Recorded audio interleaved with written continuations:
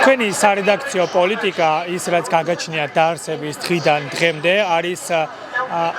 საბაბი ჩემი აზრით იმისა რომ დღეს მზია არის გისოსებს მიღმა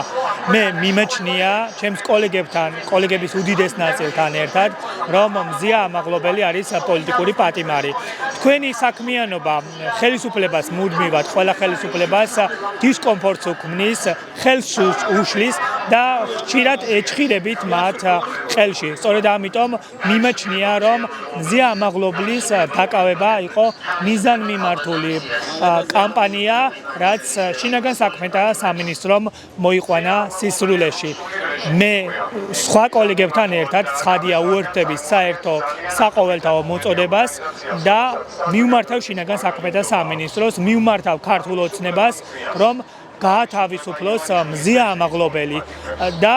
ფიქრობ იმასაც რომ მზია ამაღლობლის დაკავებით ეს პროცესები მარტივად არ დასრულდება, რადგან